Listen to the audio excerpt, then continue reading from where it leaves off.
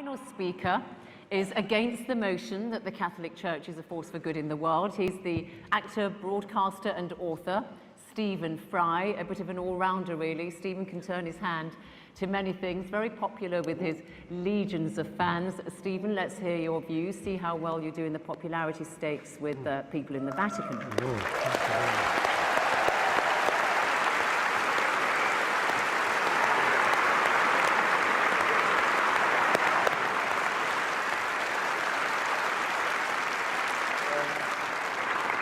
Bishop, ladies and gentlemen, there are occasions, as Gwendolyn remarked, in The Importance of Being Earnest, when it becomes more than a moral duty to speak one's mind, it becomes a pleasure. And this is one such occasion with my trusty Hitch by my side. I am very proud to be here, but also very nervous, very worried. I've been nervous all day, and the reason I've been nervous is quite simple, and that is that this motion matters to me. It matters to me greatly. It's not a joke, it's not a game, it's not just a debate. I genuinely believe that the Catholic Church is not, to put it at its mildest, a force for good in the world. And therefore it is important for me to try and marshal my facts as well I can to explain why I think that. But I want first of all to say that I have no quarrel and no argument, and I wish to express no contempt for individual devout and pious members of that church. They are welcome to their sacraments, they're welcome to their reliquaries and to their Blessed Virgin Mary. They're welcome to their faith, to the importance they place in it, to the comfort and the joy that they receive from it. All of that is absolutely fine by me. It would be impertinent and wrong of me to express any antagonism towards any individual who wishes to find salvation in whatever form they wish to express it. That, to me, is sacrosanct as much as any article of faith is sacrosanct to anyone of any church or any faith in the world. It's very important. It's also very important to me, as it happens, that I have my own beliefs. They are a belief in the Enlightenment. They are a belief in the eternal adventure of trying to discover moral truth in the world. Discover. It's a terribly important word to which we might return. It's a fight, it's an empirical fight. It's one that was begun in the middle of the last millennium. It's given the name the Enlightenment. And there is nothing, sadly, that the Catholic Church and its hierarchs likes to do more than to attack the Enlightenment. It did so at the time. Reference was made to Galileo and the fact that he was tortured for trying to explain the Copernican theory of the universe. That's history. History, as Miss Widdecombe has reminded us, is irrelevant. It's not important. All that matters now is that billions of pounds go out of this extraordinary institution to relieve the poor around the world and make the world a better place. History is of no importance whatsoever. Well, I beg to differ.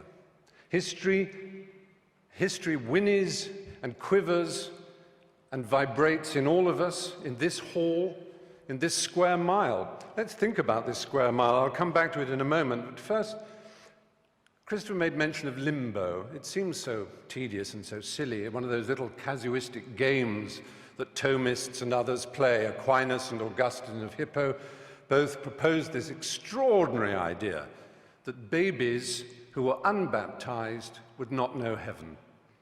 They also proposed the idea of purgatory, which doesn't exist in the Bible.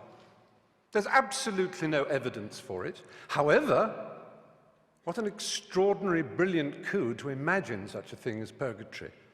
That a soul needs to be prayed for in order to go to heaven, in order to turn left when he enters the aeroplane of heaven and get a first-class seat. That he needs to be prayed for, and for many hundreds, indeed over 1,000 years, you'll be amazed what generous terms those prayers came at. Sometimes as little or as 2/3 of a year's salary could ensure that a dead loved one would go to heaven. And money could ensure that your baby, your dead child, your dead uncle, your dead mother could go to heaven. And if you were rich enough, you could have a chantry built, and monks would permanently sing prayers so that that existence in heaven for the child would go up and up and up until they were at the table of the Lord themselves. Now, all this is in the past and is irrelevant. I cede to Anne Widdecombe how irrelevant it is, except in one thing. This church is founded on the principle of intercession.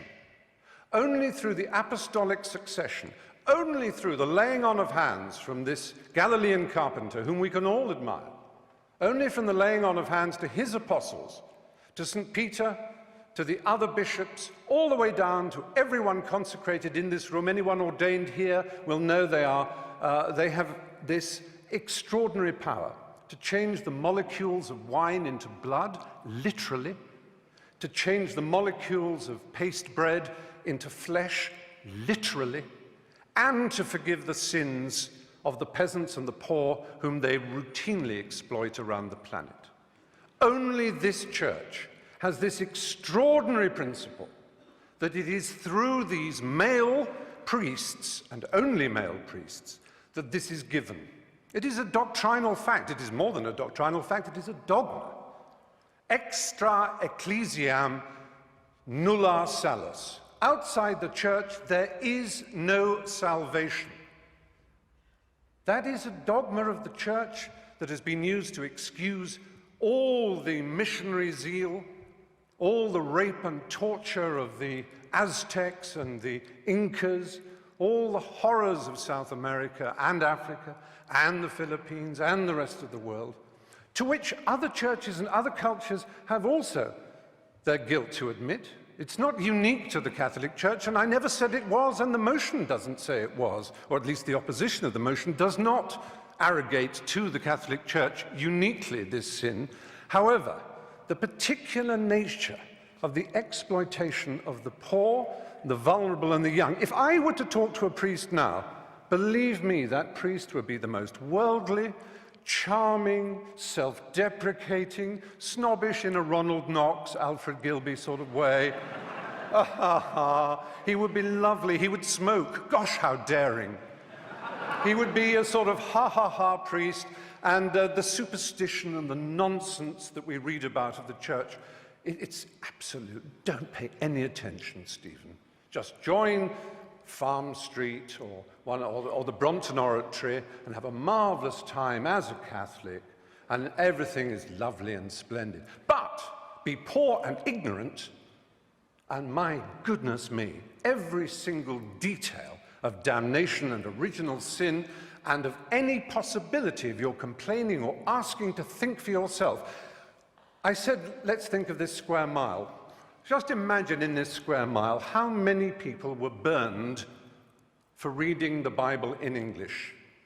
And one of the principal burners and torturers of those who tried to read the Bible in English here in London was Thomas More. You may know if you've read the novel Wolf Hall, which won the Man Booker Prize just the other day. Now, that's a long time ago. It's not relevant, except that it was only last century that Thomas More was made a saint, and it was only in the year 2000 that the last pope, the Pole, he made Thomas More the patron saint of politicians. This is a man who put people on the rack for daring to own a Bible in English. He tortured them for owning a Bible in their own language. The idea that the Catholic Church exists to disseminate the word of the Lord is nonsense. It is the only owner of the truth for the billions that it likes to boast about, because those billions are uneducated and poor, as again it likes to boast about. But they are the ones it can tell and bully and domineer. And then we come to children. Well, it's all very well to say the world didn't know better. The world had no knowledge of how dangerous a crime child abuse was. I want to read you some of the words of Ratzinger, the current Pope. Staggers me to admit that he is the head of state of a country. Incidentally, Anne Widdecombe said, "We didn't have the power of a nation state." Yes, you do. You are a nation state. Yes, I wrote it down. You mentioned that.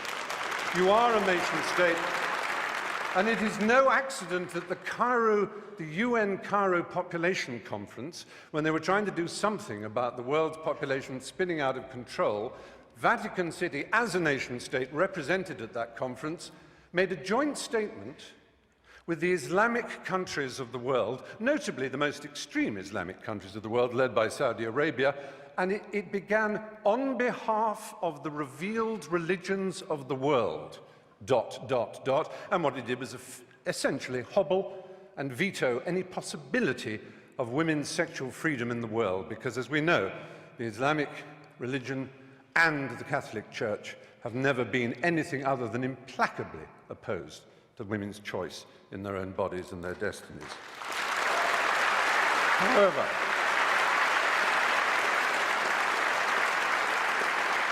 so Ratzinger in 2003 was prefect, I'm not making this up, he was prefect of the Congregation of the Doctrine of the Faith. And it was his job to deal with the child abuse scandal that was brewing. His first act was to write a letter to Catholic bishops ordering them, on pain of excommunication, not to talk to the police or anyone else. Investigations should be handled, he wrote, and I'm quoting that letter, in the most secretive way, restrained by perpetual silence. The Mexican founder of the Legion of Christ movement, Maciel Degollado, was protected from his own catalogue of child abuse, which is horrific. One cannot put on trial so close a friend of the Pope, said Ratzinger. When the allegations could no longer be denied, Maciel was sentenced to a life of prayer and penitence. And Ratzinger described the whole affair, and that of Bernard Law of Boston, to which my colleague also referred, as causing suffering for the Church and for me personally. He also said the answer would be to stop homosexuals from being allowed into the Church. Now, it's perhaps unfair of me as a gay man to moan that this enormous institution, which is the largest and most powerful church on earth, has over 1 billion, as they like to tell us, members, each one of whom is under strict instructions to believe the dogmas of the Church, but may wrestle with them personally, of course. It's a little hard for me to know that I am disordered, or again, to quote Ratzinger, that I'm guilty of a moral evil simply by fulfilling my sexual destiny as I see it. It's hard for me to be told that I'm evil, because I think of myself as someone who is filled with love, whose only purpose in life was to achieve love, and who feels love for so much of nature and the world and for everything else, and who, like anybody decent and of an education, realizes that in order to achieve and receive love, it's a struggle. It's not one that needs a pope to tell you how to do it. It certainly isn't one who needs a pope to tell you that you're evil. With 6% of all teenage suicides being gay teenage suicides, we certainly don't need the stigmatization, the victimization that leads to the playground bullying when people say you're a disordered, morally evil individual. That's not nice. It isn't nice.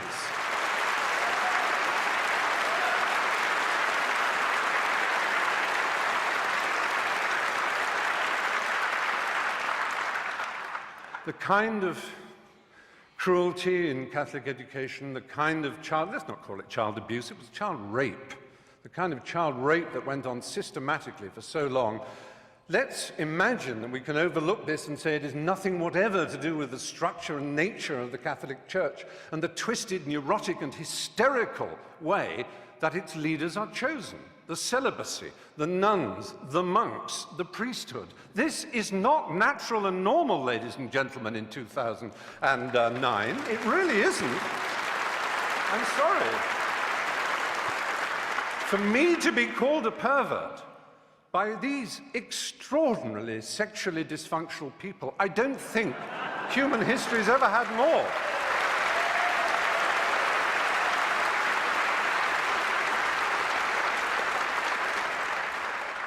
I have to say, this is not a problem that necessarily is permanent. I like to believe that in 10 years' time I could come back and argue the opposite, even though I've talked about the history and the structural problems of this benighted institution, and the cruelty and the unpleasantness it has caused around the world, I have yet to approach one of the subjects dearest to my heart. I've made 3 documentary films on the subject of AIDS in Africa.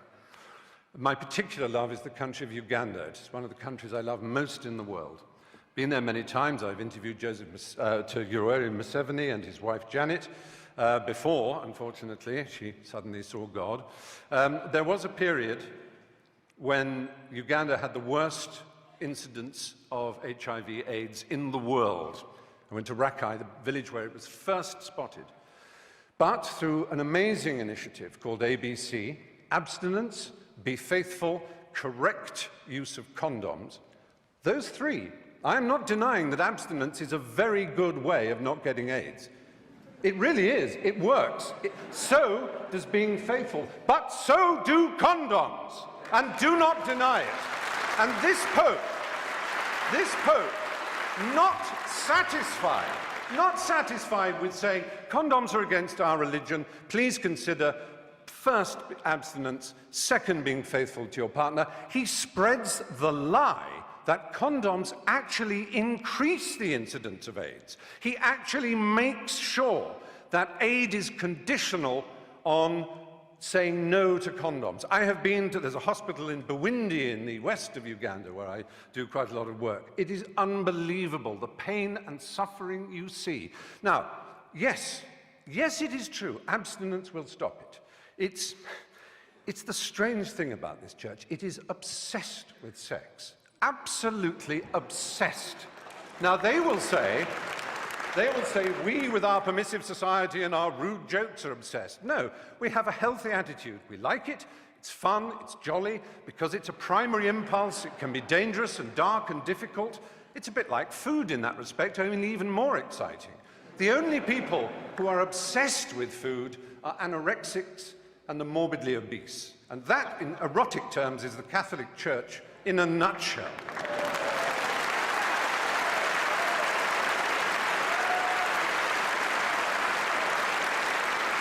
So, all I want to say, really, is that we're here in the Methodist Hall. I'm not trying to argue against religion on this occasion. I'm not saying there's any... I understand the desire of anybody to seek spiritual rewards in a complex and difficult to understand world. We don't know why we're here, where we're going. We want answers. We love the idea of answers. How marvelous it would be. But there are other choices. There are Quakers. Who could possibly quarrel with a Quaker? With their pacifism, with their openness, with their ease, with their simplicity, with their refusal to tell anybody what's a dogma and what isn't, even with Methodists also. I'm not saying Protestantism is the answer against Catholicism. I am merely saying there are all kinds of ways we can search for the truth. You do not need this imperial panoply of marble and gold. Do you know who would be the last person ever to be accepted as a prince of the church? The Galilean carpenter, that Jew. They would kick him out before he tried to cross the threshold. He would be so ill at ease in the church. That simple and remarkable man, if he said the things that he was said to have said, what would he think? What would he think of St. Peter's? What would he think of the wealth and the power and the self-justification and the wheedling apologies?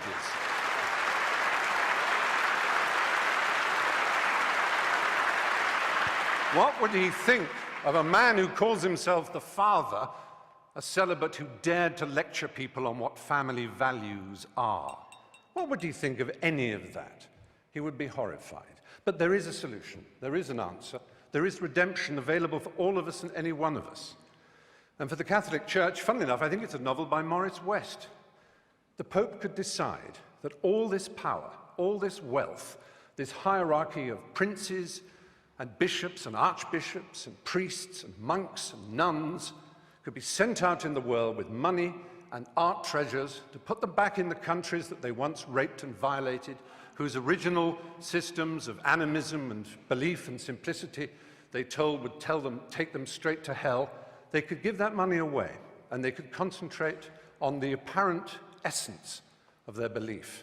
And then I would stand here and say the Catholic Church may well be a force for good in the world. But until that day, it is not. Thank you.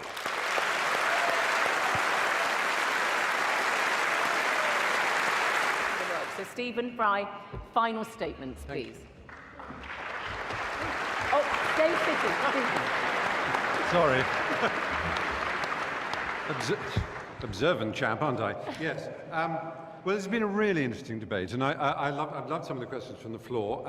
I suppose I'm slightly disappointed that Anne Widdecombe in particular should say, oh, I knew they'd bring up condoms and child rape and homosexuality. It's a bit like a burglar in court, so you would bring up that burglary and that manslaughter. You never mention the fact I give my father a birthday present. You know, it's, yes, are you getting the message? There is a reason we hammer home these issues, because they matter. They matter to people's hearts and souls. I make no apology to the lady who said this is supposed to be intelligence squared. Why are you being so emotional? We're talking about religion and souls here. I make no apology for being emotional about that subject. I make no apology for apparently not understanding the theology of Thomas Aquinas and Augustine of Hippo, or the Council of Trent, or various other extraordinary conventions that ruled on limbo. Don't tell me there's some magisterial and mystical reason behind limbo that I'm too stupid to understand. That's not good enough. It really isn't. As a rather more contemporary theologian, Bultmann, said, the problem with mysticism is it begins in mist and ends in schism. And it's terribly disappointing to hear that those who want to stand up for a church that is based on a founder who was put to death by capital punishment, who, for all we know from what he said, seemed to be very, very understanding, imaginative, pure, simple, remarkably intelligent in a Socratic kind of way. And he is represented by, really, I'm afraid, pretty low-rent intelligences and pretty low-rent imaginations. They are not connected at the moment, it seems to me, with the aspirations and desires of the human race. There's such an opportunity, owning 1 billion souls at baptism, that can never be unowned, to answer that lady's question, until she's excommunicated. So yes, you are counted. It's such an opportunity to do something remarkable to make this planet better. And it's an opportunity that is constantly and arrogantly being avoided, and I'm sorry for that. Okay, thank you.